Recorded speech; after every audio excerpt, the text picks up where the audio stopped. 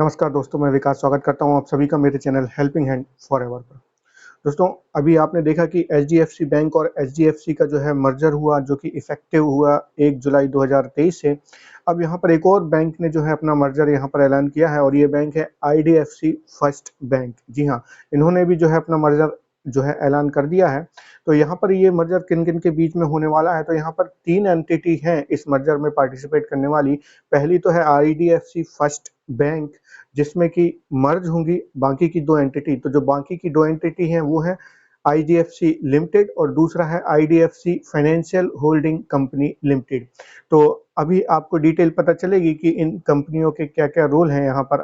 तो अब अगर हम बात करें कि यहाँ पर जो आईडीएफसी फर्स्ट बैंक रहेगा, वो उनमें सम्मिलित होंगी ये दोनों ही कंपनी, आईडीएफसी लिमिटेड और IDFC financial holding company limited.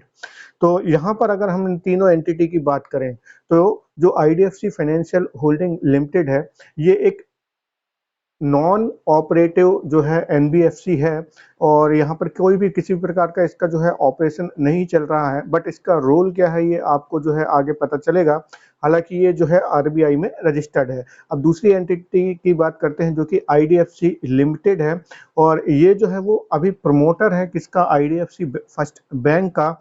और इसके साथ साथ ये एक्सचेंज में लिस्टेड भी है और यहाँ पर ये एनबीएफसी का जो है ऑपरेशन करती है। नॉन बैंकिंग फाइनेंशियल कॉरपोरेशन है ये और आरबीआई से रजिस्टर्ड है और साथ साथ जो है वो एक्सचेंज में भी रजिस्टर्ड है। इसके बाद जो आईडीएफसी फर्स्ट बैंक है, इसके पास ये जो है आरबीआई से रजिस्टर्ड है एज ए बैंकिंग कंपनी। जी हाँ, और इसके साथ साथ ये स्टॉक मार्केट, स्टॉक एक्सचेंज में भी रजिस्टर्ड है। तो ये 3 कंपनी हो गई। जब आईडीएफसी फर्स्ट बैंक को यहाँ पर बैंकिंग लाइसेंस मिला था, तो यहाँ पर रूल था आरबीआई की तरफ से कि इन्हें भारत के किसी भी रिकॉग्नाइज जो है एक्सचेंज में लिस्ट होना पड़ेगा विद इन 3 इयर्स। तो अब यहाँ पर इन्होंने लिस्टिंग की भारत के एक्सचेंज में, एनएससी और बीएससी दोनों पर ही ये लिस्टेड है। उसके बाद जो प्रमोटर हैं इसके, अब यहाँ पर इसका प्रमोटर कौन हुआ, आईडीएफसी लिमिटेड जो है इनका प्रमोटर है।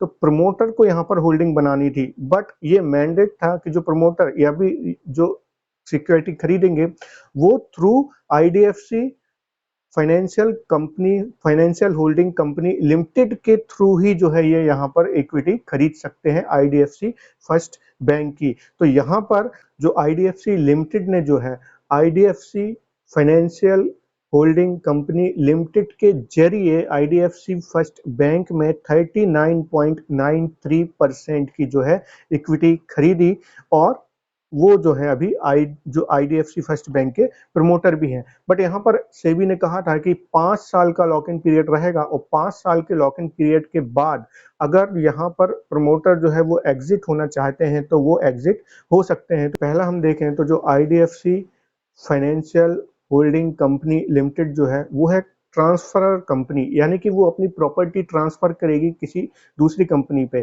तो ये एज ए ट्रांसफरर कंपनी रहेगी। तो फिर जो दूसरी एंटिटी आती है कि आईडीएफसी लिमिटेड, तो जो IDFC financial holding company limited है वो अपना जो है ट्रांसफर करेगी प्रॉपर्टी आईडीएफसी लिमिटेड में। और इन दोनों के मर्ज होने के बाद जो दूसरा पार्ट रहेगा कि जो आईडीएफसी लिमिटेड है वो मर्ज हो जाएगा आईडीएफसी फर्स्ट बैंक लिमिटेड के साथ। तो इस तरह से 2 चरण में ये जो है प्रक्रिया पूरी होगी मर्जर की।